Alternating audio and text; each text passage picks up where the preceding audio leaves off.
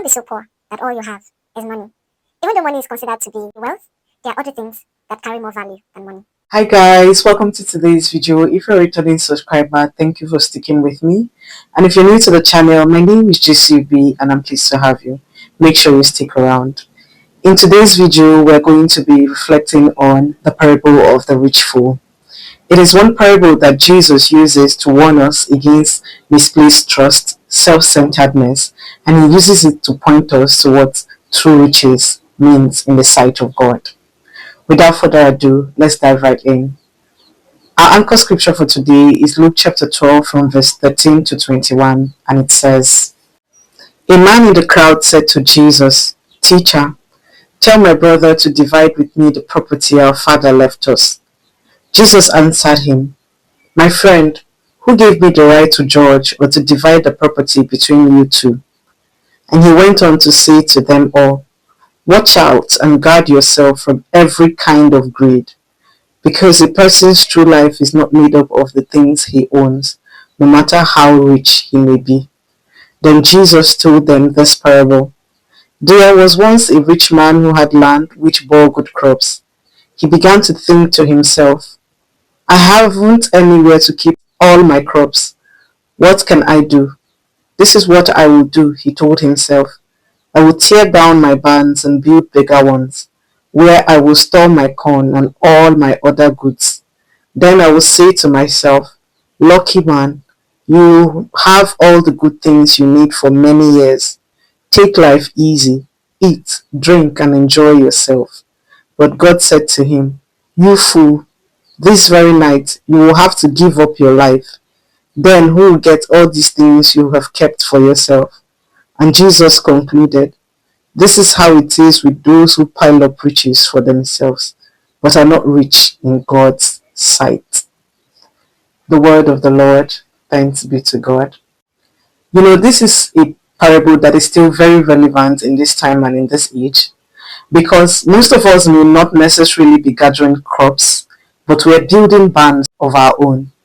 And if we are not careful, we will make the same mistakes that the rich fool made.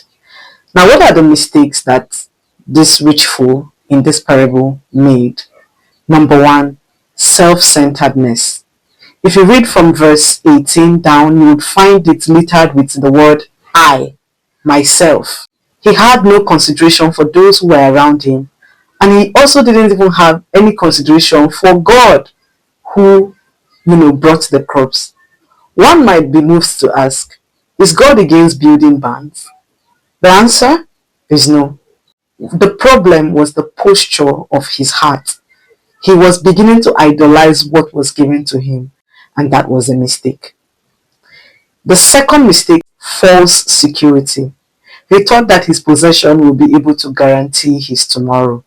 He didn't realize that he was living on borrowed time and that his life could be required of him anytime. Mistake number 3, ignoring God's purpose. This man was so blessed. He never stopped to ask God, what would you have me do with all of these things that you have given me? He made it all about himself, and that was a mistake. Now that we know the mistakes of this rich fool, what does this parable really teach us? Number 1, a man's life is not all about his possession. This parable does not in any way frown against being rich, but it frowns against making that the center of your life. Whatever possessions we've been given, it is not an end in itself, but it's a means to an end. So we're supposed to use it to work out our salvation. Lesson number 2, we are stewards, not owners.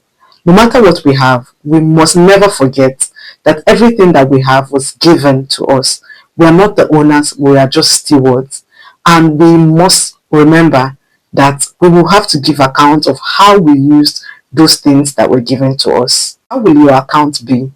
Will it be like that of the faithful servant, or will it be like that of the unfaithful servant? Lesson number 3, generosity is greater than hoarding. This rich fool in this parable didn't think about those around him, even though he was rich. And the truth of the issue is, whether we like it or not, the culture these days encourages self-centeredness, and it doesn't encourage us to be so generous. But that is the exact thing that God wants us against. Whatever it is that we have, others should be able to benefit from it. Whether it is big or it's small is inconsequential. If you cannot be generous with the little you have, you won't be generous even when you have much. Number 4, tomorrow is not promised. Now is the time to align ourselves to God's will. We must always remember that yesterday is gone. We can't control that. Tomorrow is not here yet. We don't have control over that. What we have control over is now. So what are you doing with your now? Now let's look at what does true riches means in the eyes of God. Number 1, true riches are not these mundane things that we usually chase after. Money, fame, influence, and all of that. True riches have eternal value. They include peace with God, salvation, and the joy of the Lord. Number 2, true riches bless others.